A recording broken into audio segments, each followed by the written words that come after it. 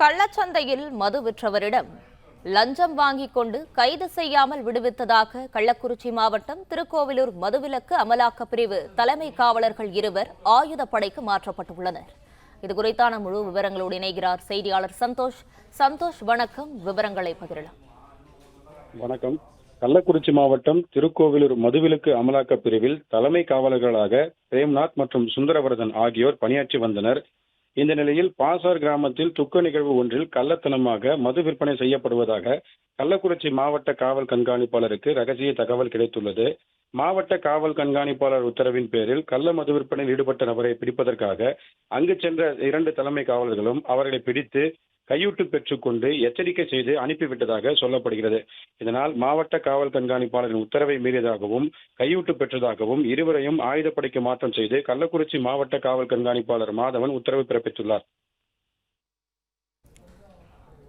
Play store மற்றும் app ஸ்டோரில் இருந்து பாலிமர் செயலியை QR கோடு மூலம் பதிவிறக்கம் செய்யுங்கள்.